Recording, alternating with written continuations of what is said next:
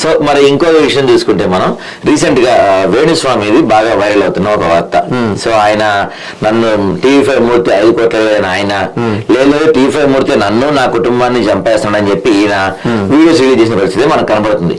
అయితే ఇప్పుడు TV5 మూర్తి వేణుస్వామి మీద పోలీస్ కంప్లైంట్ ఇచ్చారు. అప్పటి నుంచి మళ్ళీ ఆయన సైలెంట్ అయిపోయారు. అసలు యాక్చువల్ ఇదంతా ఎప్పుడు మొదలైంది మనకి? నాగ చైతన్య శోభిత గురించి ఒక జాతకం చెప్పారు. దాని గురించి వీళ్ళు మహిళా కమిషన్ కి ఫిర్యాదు చేశారు. అక్కడ మొదలైన వివాదం అటు ఎటో పోయింది. అసలు TV5 మూర్తి వేణుస్వామి ఏం కంప్లైంట్ చేశారు? నిజంగా TV5 మూర్తి వేణుస్వామి అడుగుంటాడు 5 కోట్లు ఇవ్వమని? ఇప్పుడు వేణుస్వామి అనే వ్యక్తి ఒక దొంగ, ఒక లోఫరు, ఒక లుచ్చ. ఓకేనా? ఇప్పుడు అందరి గురించి చెప్తారు కదా. ఇప్పుడు వేణుస్వామి కూడా, ఇప్పుడు వేణుస్వామిది 3వ వివాహం తెలుసా మీకు? ఫస్ట్ 2 వివాహాలు విడాకులు అయిపోయినాయి. ఒక ఫస్ట్ చేసుకున్న పెళ్లి కూడా చంపేశాడు భార్యని. మరి మీరు మీడియా ముందు చెప్తున్నారు. మీడియా ముందే నేను చెప్తున్నాను. అంటే వేణుస్వామి కూడా చెప్తాడు కదా. మరి 3వ పెళ్లి అని చెప్పాడా? నేను అందరికి చెప్తాడు కదా, విడాకులు అయిపోతాయి వాళ్ళు ఇడిపోతారని చెప్పి. ఆయన 3వ పెళ్లి ఎక్కడ? నేను కూడా చెప్తున్నాను అట్లా. ఆయన చెప్పినట్టే నేను కూడా జ్యోతిష్యం చెప్తాను. అంటే మీ ప్రిడిక్షన్ తెలిసింది జ్యోతిష్యం అండి. ఓకే, జ్యోతిష్యం అంటే ఆయన ఫేస్ చూసి, ఆయన మాటలు చూసి, నేను ఆయన జ్యోతిష్యం చూస్తే గనక ఆయన అంతర్గత వ్యవహారాలు నాకు జీవితం గురించి నాకు అర్థమైంది. అందు గురించి నేను చెప్తున్నాను. మూడో పెళ్లి అవుతాయని చెప్తున్నారా? 3వ పెళ్లి అని చెప్పని అంటున్నాను. ఆయన మొహం చూసి ఆయన జీవితంలో ఇది 3వ పెళ్లి అని చెప్పి నేను చెప్తున్నాను అంటున్నాను ఆయన జ్యోతిష్యం. ఓకేనా? సరే, ఇకపోతే TV5 మూర్తి గారు 5 కోట్లు అడిగారు అని చెప్పి నన్ను అంటున్నాడు కదా. దేనికోసం అడుగుంటాడండి? అది ఎందుకు చెప్పట్లేదు? దేనికోసం అడిగాడు అని చెప్పి అని అంటున్నాడు కదా. కొద్దిసేపు అనుకున్నాం. ఎందుకోసం అడుగుంటాడండి? ఏమో నన్ను బెదిరిస్తానికి అడిగాడు 8 నెలల నుంచి. అవునండి, నేను మిమ్మల్ని అడుగుతున్నానండి 5 లక్షలు ఇస్తారా? ఎందుకు అడుగుతున్నా అంటే ఏది మీరేం చేశారు? దీన్ని గెలిచారా? ఏదైనా తప్పు చేశారా? ఏదైనా తప్పు చేసి ఉంటేనే కదా. మీరు ఎందుకు చెప్పట్లేదు?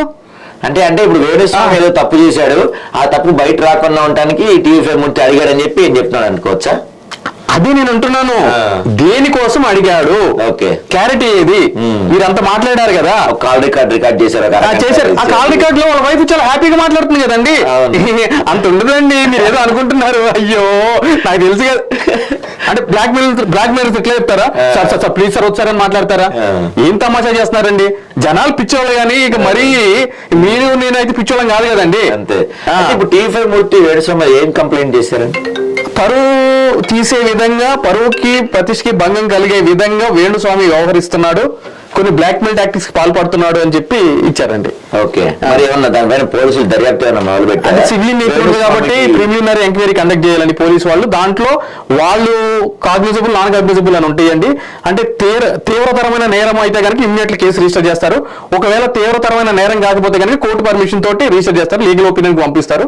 అది జరుగుతున్నట్టుంది. సో ఇప్పుడు ఒకవేళ జరిగి అంటే ఏమీ లేకపోయినా ఊరికి ఆరోపణలు చేశారని TV5 మూర్తి మీద తేలితే వేణుస్వామికి ఎలాంటి శిక్ష పడే అవకాశం ఉంటుంది? అది పెద్ద శిక్ష పడే ఏం కాదులే అండి. 1 సంవత్సరం 2 సంవత్సరాలు శిక్ష పడే సెక్షన్స్ ఉంటాయి. దాంట్లో ఫైన్ తో సరిపోద్దా? శిక్ష కూడా వేసే అవకాశం ఉంటుంది?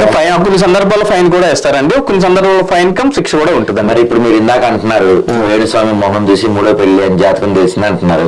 మరి ఆ జాతకంలో మీకు ఆయనకి జైలుకి వెళ్ళి రాతే అన్నట్టు తెలుస్తుందా మీకు? అబ్సల్యూట్లీ ఉందండి, తొందరలోనే ఉంది. 7 రోజులు వెళ్ళే అవకాశాలు పుష్కలంగా కనిపిస్తుంది. జైలు సంవత్సరాలు పంపించేట్టున్నారా? ముందుగా 7 సంవత్సరాలు అయితే వెళ్తాడండి. 7 సంవత్సరాలు 7 రోజులే అండి. మొదటగా 7 రోజులు వెళ్తాడు. ఆ 7 రోజులు 7 సంవత్సరాలు అవుతుందా 70 సంవత్సరాలు అవుతుందా తదుపరి. అంటే ఏ కేసు అవ్వచ్చు? ఇప్పుడు జ్యోతిష్యంలో ప్రిడిక్షన్ మాత్రమే అంతా చెప్పి ఏంటంటే నేనే చెప్పుకుంటా కదండి.